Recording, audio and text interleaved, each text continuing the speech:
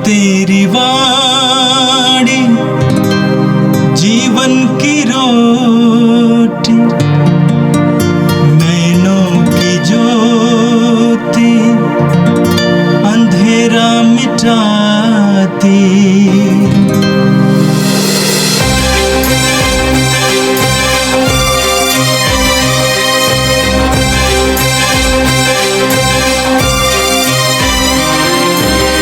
प्रभु तेरी वाणी जीवन की रोटी, नैनों की ज्योति अंधेरा मिटाती। प्रभु तेरी वाणी जीवन की रोटी, नैनों की ज्योति अंधेरा मिटाती। वाणी वाणी वाणी वाणी वाणी पवित्र है, शाश्वत है, जीवन का मन्ना है। 26 मार्च शनिवार। पहला पाठ नबी होसिया का ग्रंथ, अध्याय 6, पद संख्या 1 से 6। आओ हम प्रभु के पास लौटे, उसने हमको घायल किया, वही हमें चंगा करेगा। उसने हमको मारा है, वही हमारे घावों पर पट्टी बांधेगा। वह हमें 2 दिन बाद जिलाएगा, तीसरे दिन वह हमें उठाएगा और हम उसके सामने जीवित रहेंगे। आओ हम प्रभु का ज्ञान प्राप्त करने का प्रयत्न करें। उसका आगमन भोर की तरह निश्चित है। वह पृथ्वी को सींचने वाली हितकारी वर्षा की तरह हमारे पास आएगा। हे इफ्राइम, मैं तुम्हारे लिए क्या करूं? हे यूदा, मैं तुम्हारे लिए क्या करूं? तुम्हारा प्रेम भोर के कोहरे के समान है, ओस के समान जो शीघ्र ही लुप्त हो जाता है। इसलिए मैंने नबियों द्वारा तुम्हें घायल किया, अपने मुख के शब्दों द्वारा तुम्हें मारा है, क्योंकि मैं बलिदान की अपेक्षा प्रेम और होम की अपेक्षा ईश्वर का ज्ञान चाहता हूँ। यह प्रभु की वाणी है। संत लूकस के अनुसार पवित्र सुसमाचार अध्याय 18 वाक्य संख्या 9 से लेकर 14 तक। कुछ लोग बड़े आत्मविश्वास के साथ अपने को धर्मी मानते और दूसरों को तुच्छ समझते थे। ईसा ने ऐसे लोगों के लिए यह दृष्टांत सुनाया। 2 मनुष्य प्रार्थना करने मंदिर गए, एक फरीसी और दूसरा नाकेदार।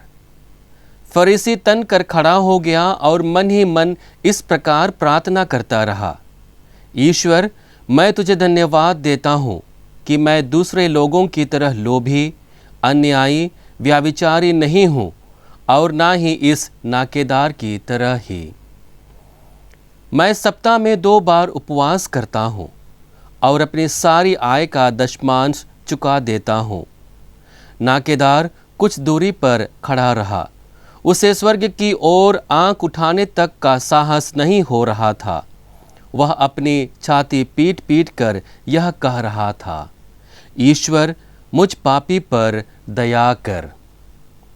मैं तुमसे कहता हूँ, वह नहीं बल्कि यही पाप मुक्त होकर अपने घर गया, क्योंकि जो अपने को बड़ा मानता है वह छोटा बनाया जाएगा, परंतु जो अपने को छोटा मानता है वह बड़ा बनाया जाएगा। यह प्रभु का पवित्र सुसमाचार है। क्रिस्त प्रभु की जय। यीशु में मेरे प्रिय भाई और बहनों, चालीसा का पवित्र काल हमारे लिए ईश्वर की ओर मुड़कर वापस आने का अवसर होता है। ईश्वर के प्रेम को गहराई से अनुभव करने का अवसर होता है और इसलिए हम कह सकते हैं कि यह काल परिवर्तन का काल होता है, जहाँ पर हम अपने स्वभाव में परिवर्तन लेकर आते हैं, अपने मनोभाव में परिवर्तन लेकर आते हैं, अपने रिश्तों में परिवर्तन लेकर आते हैं और अपने सभी क्रियाकलापों में परिवर्तन लेकर आते हैं।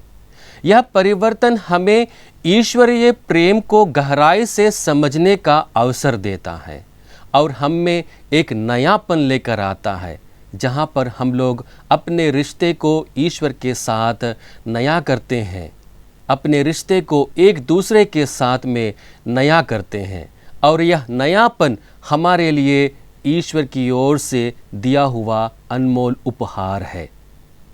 आज के दोनों पाठ हम लोगों को विशेष रूप से किस प्रकार से ईश्वर की ओर मुड़कर वापस आना है, इसके बारे में मनन चिंतन करने का अवसर देती है।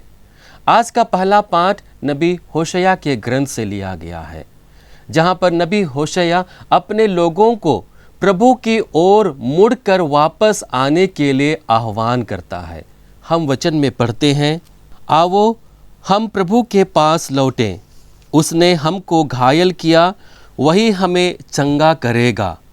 उसने हमको मारा, वही हमारे घावों पर पट्टी बांधेगा। हम जानते हैं कि नबी होशया के दिनों में इस्राएलियों की स्थिति बहुत ही दयनीय थी। वे लोग मूर्ति पूजा करने में पहले थे। वे लोग बाल नामक देवता की पूजा आराधना करते थे, उन्हें बलिदान और होम चढ़ाते थे। वे लोग पाप में जीवन जीते थे और इस प्रकार से उनका नाता ईश्वर के साथ बिल्कुल ही टूट गया था। उनका कोई भी रिश्ता ईश्वर के साथ में नहीं था। और इन दिनों में नबी होशया ईश्वर का भक्त था, वह धार्मिकता का जीवन जी रहा था और इसलिए नबी होशया को प्रभु की वाणी अपने लोगों के लिए यह कहती है कि तुम मेरे लोगों के पास जाओ और उन्हें मेरे पास वापस लेकर आओ। और इसलिए हम देखते हैं कि नबी होशया अपने लोगों के पास जाते हैं, उनके दुखों को देखकर, उन पर होने वाले अत्याचार को देखकर, उनके आने वाले संकटों को देखकर, और इसलिए कहेंगे कि उसने हमें मारा है। क्यों मारा है? क्योंकि हम लोगों ने स्वयं अपनी ओर से ईश्वर से रिश्ता तोड़ दिया है। और इसलिए जो भी विपत्तियां हमारे जीवन में आ रही हैं वह हमारा ही किया कराया है। और इसलिए हमें ईश्वर की ओर अभिमुख होकर वापस लौटकर आना है और ईश्वर हमारी मलहम पट्टी करेगा, हमको नया जीवन देगा। हम वचन में पढ़ते हैं, वह हमें 2 दिन बाद जिलाएगा, तीसरे दिन वह हमें उठाएगा और हम उसके सामने जीवित रहेंगे। प्रभु में जीवित रहने के लिए और अपने जीवन को भली भांति जीने के लिए वह लोगों को ईश्वर की ओर वापस लेकर आने की कोशिश करता है और उन्हें आग्रह करता है कि तुम्हें जीवन जीना है और तुम्हें जीवित रहना है तो ईश्वर की ओर अभिमुख होना आवश्यक है। नबी होशया आगे कहते हैं, आओ हम प्रभु का ज्ञान प्राप्त करने का प्रयत्न करें। आज के पाठ का सबसे मूल विषय यही है कि प्रभु के ज्ञान के विषय में जानने की कोशिश करना। इब्रानी भाषा में ज्ञान को यदा कहते हैं और यदा का अर्थ केवल बौद्धिक ज्ञान नहीं होता है, इसका अर्थ इससे कहीं अधिक होता है।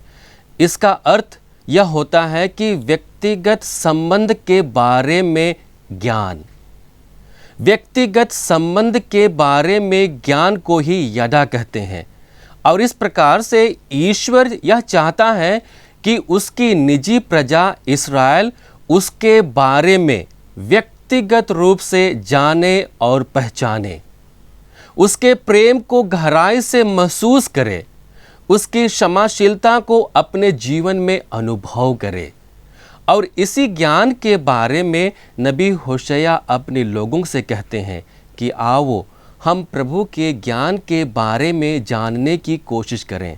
अर्थात वे कहते हैं कि तुम लोग व्यक्तिगत रूप से ईश्वर से अपने संबंध को जानो और पहचानो, और उसी जानने और पहचानने में ही तुम्हारी भलाई है। क्योंकि जब तुम उसे व्यक्तिगत रूप से जानोगे, पहचानोगे और पूर्ण रूप से जानकारी प्राप्त कर लोगे तो वह तुम्हें अपनी कृपा से भर देगा। तब तुम उसके प्रेम को भली भांति जान पाओगे। और इसी जानकारी को प्राप्त करने के लिए नबी होशया अपने लोगों को ईश्वर के पास वापस लेकर आने की कोशिश करता है। यह ज्ञान ऐसा ज्ञान है जो उनके व्यक्तिगत जीवन में परिवर्तन लेकर आएगा। ईश्वर को पहचानने के लिए, ईश्वर के प्रेम को जानने के लिए, ईश्वर के प्रेम को गहराई से अपने व्यक्तिगत जीवन में महसूस करने के लिए मदद करेगा। और यह वही ज्ञान है जिनके माध्यम से वे लोग ईश्वर के सच्चे स्वरूप को पहचानने में समर्थ होंगे। और इसका परिणाम यह होगा कि इस ज्ञान के द्वारा उनके जीवन में एक परिवर्तन आएगा। वे लोग ईश्वर की ओर अभिमुख होंगे। जो देवी देवताओं की पूजा करते हैं, जो मूर्तियों की पूजा करते हैं, उनको छोड़कर वे लोग सच्चे ईश्वर के प्रति ईमानदार रहेंगे, सच्चे ईश्वर को अपने हृदय से पूजेंगे। और इसलिए नबी होशया कहते हैं, उसका आगमन भोर की तरह निश्चित है, वह पृथ्वी को सींचने वाली हितकारी वर्षा की तरह हमारे पास आएगा। अर्थात ईश्वर का आना निश्चित है। ईश्वर की योजना उनके जीवन में निश्चित रूप से घटित होने वाली है और इसलिए उन्हें संभल कर अपने जीवन को बिताना है, क्योंकि नबी होशया कहते हैं, तुम्हारा प्रेम भोर के कोहरे के समान है, ओस के समान जो शीघ्र ही लुप्त हो जाती है। यहाँ पर नबी होशया अपने लोगों को चेतावनी देते हुए कोहरे का प्रयोग करते हैं, ओस का प्रयोग करते हैं। हम देखते हैं कि रात के समय कोहरा घना होता है, ओस की नन्ही नन्ही बूंदें घासों पर आकर पड़ जाती हैं, लेकिन जैसे ही सूर्य का प्रकाश तेज होने लगता है, कोहरा और ओस दोनों गायब हो जाती है, दोनों वाष्पीकृत होकर आसमान की ओर उड़ जाती है। ठीक वैसे ही उनके जीवन में होता है। उनके जीवन में ईश्वर का प्रेम तो बना रहता है, लेकिन जब भी उनके जीवन में लोभ आता है, लालच आता है, ईर्ष्या आता है, वे लोग गिर जाते हैं और ईश्वर के प्रति बेईमानी का जीवन जीने लगते हैं। और इसलिए नबी होशया ईश्वर की ओर से कहता है, इसलिए मैंने नबियों द्वारा तुम्हें घायल किया, अपने मुख के शब्दों द्वारा तुम्हें मारा है, क्योंकि मैं बलिदान की अपेक्षा प्रेम और होम की अपेक्षा ईश्वर का ज्ञान चाहता हूँ। ईश्वर के प्रति उसी प्रेम को जिसने उसे अपने लोगों के ऊपर दिखाया था, अपने जीवन में अनुभव करने के लिए नबी होशया उन्हें बुलाते हैं। उस सच्चे ईश्वर के सच्चे स्वरूप को पहचानने के लिए और उसी स्वरूप को पहचानते हुए अपने जीवन में परिवर्तन लाने के लिए ईश्वर के ज्ञान के लिए लोगों को आग्रह करते हैं कि उन्हें ईश्वर का ज्ञान अपने जीवन में लेकर आना है, ईश्वर का ज्ञान से परिपूर्ण होना है। यीशु में मेरे प्रिय भाई और बहनों, आज के सुसमाचार में यीशु ईश्वर की ओर मुड़कर आने का एक और मार्ग बताते हैं और वह मार्ग है विनम्रता का मार्ग। और इसी विनम्रता को बताने के लिए ईश्वर उन्हें एक दृष्टांत सुनाते हैं कि जहाँ पर एक फरीसी और नाकेदार प्रार्थना करने के लिए मंदिर जाते हैं और देखते हैं कि किस प्रकार से फरीसी तन कर खड़ा होकर वह अपनी प्रार्थना को ईश्वर के सामने रखता है। वह अपने अहंकार से प्रेरित होकर जो कुछ वह है उसे ईश्वर के सामने प्रकट करता है। और वहीं दूसरी ओर नाकेदार जो विनम्र होकर पछतावा करता है और ईश्वर की आशीष प्राप्त कर वह वापस जाता है। प्रार्थना हमारे लिए आईने का काम करता है। जब हम अपनी प्रार्थना में विनम्रता का स्वभाव लेकर आते हैं, तब हमारा स्वभाव उस नाकेदार की भांति होता है।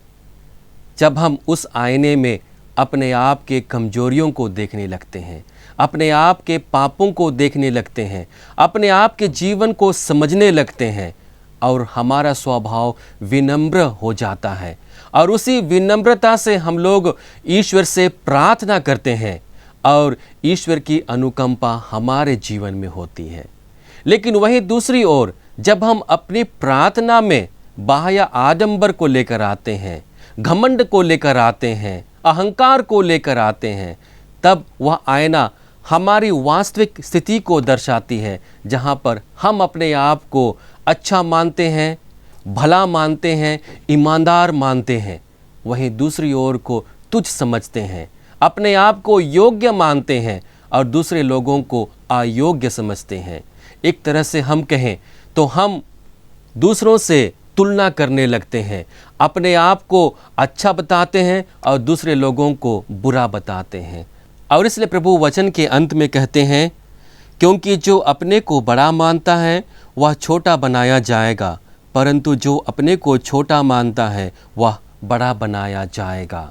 यीशु में मेरे प्रिय भाई और बहनों, आज प्रभु यीशु हमारे सामने एक बड़ी चुनौती रखते हैं। क्या हम अपनी प्रार्थना में विनम्रता का स्वभाव लेकर आते हैं? और यदि हम विनम्रता का स्वभाव लेकर आते हैं तो वह प्रार्थना हम लोगों को अपने स्वभाव से परिचित होने के लिए मदद करती है।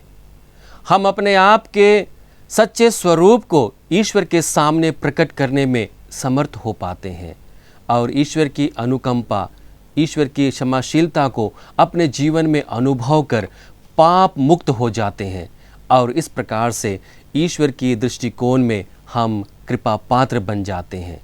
आइए हम प्रभु से प्रार्थना करें कि हमें प्रभु विनम्रता का स्वभाव दे और उसी स्वभाव को धारण कर इस 40 के काल में हम प्रभु की ओर प्रत्येक दिन के जीवन में वापस आ सकें।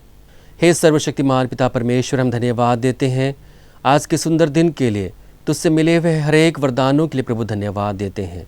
धन्यवाद प्रभु आज के इन पवित्र वचनों के लिए जो हमें स्पर्श कर रहा है। धन्यवाद प्रभु, इन वचनों के द्वारा तू हमें प्रेरणा दे रहा है कि हम तेरी ओर अभिमुख होकर इस पवित्र काल में बारंबार वापस आ सके। तेरे प्रेम को, तेरे क्षमा को, तेरे दया को अपने जीवन में अनुभव करने में समर्थ हो पाएँ। हमें बल दे प्रभु कि जिस प्रकार से नबी होशैया अपने लोगों को प्रेम और ईश्वर के ज्ञान से परिपूर्ण होकर ईश्वर की ओर अभिमुख होने के लिए बुलाता है, ठीक वैसे ही प्रभु हम तेरे ज्ञान से परिपूर्ण हो जाएं, ताकि हम तेरे सच्चे स्वभाव को जान पाएं। तेरे स्वभाव को जानते हुए हम विनम्रता के साथ अपनी प्रार्थना में तेरे साथ जुड़ सकें और तेरे क्षमा को, दया को, कृपा को अपने जीवन में अनुभव करते हुए अपने जीवन को जी सके और दूसरों को भी प्रेरित कर सके। हम यह प्रार्थना करते हैं हमारे प्रभु क्रिस्त के द्वारा, आमीन। प्रभु तेरी वाणी जीवन की रोटी, नैनों की ज्योति अंधेरा मिटाती। वाणी वाणी वाणी